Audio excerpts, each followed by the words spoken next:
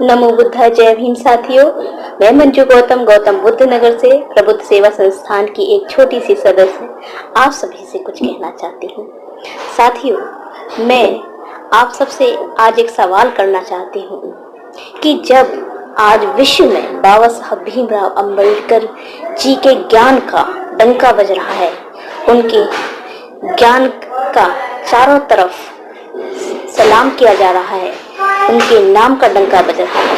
फिर भी मनुवादी लोग भारत में बाबा साहब के संविधान पर उंगलियां उठा रहे हैं, उसमें कमियां निकाल रहे हैं। इसका कारण क्या है?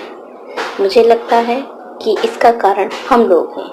वे लोग जो बाबा साहब के अनुयायी अपने आप को बताते हैं, अपने आप को अम्बेडकरवादी कहते हैं और बाबा साहब के दी हुई वसीयत यानी कि आरक्षण को तो बड़ी खुशी के साथ में अपनाते हैं और उसका फायदा लेते हैं, लेकिन उनके द्वारा बताए हुए जो नसीहत थी, उनके द्वारा बताए हुए जो रास्ते हमें दिखाए गए, उनके द्वारा जो 22 प्रतिज्ञा हमें दी गई, वो आज तक हमने नहीं मानी, उनको नहीं फॉलो किया। इसीलिए मैं आप सभी से नम्र निवेदन करना चाहती हूँ कि यदि आप अपने आप को बाबा साहब भीमराव अंबेडकर जी का अनुयायी कहते हैं, उनका मानने वाला कहते हैं, उनका फॉलोअर्स कहते हैं, तो आप बाबा साहब भीमराव अंबेडकर जी की बताई हुई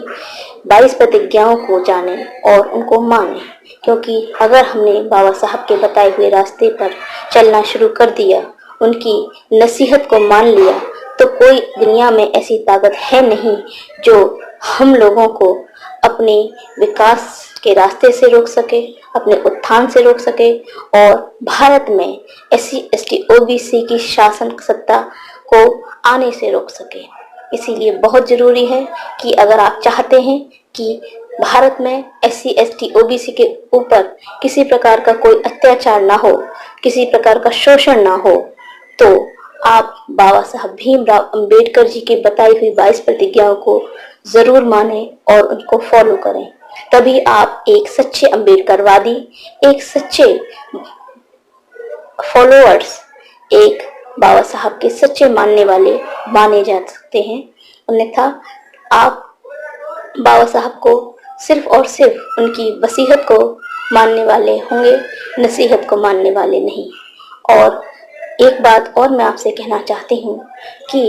बाबा साहब से ज़्यादा हमारा भला चाहने वाला और बाबा साहब से ज़्यादा समझदार दुनिया में हमारे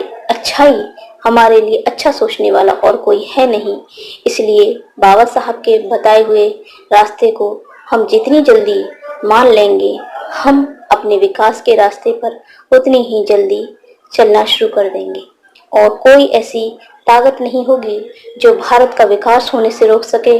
और हमारे महापुरुषों की विचारधारा को दुनिया में फैलने से रोक सके। और एक बात और मैं आपसे बताना चाहती हूँ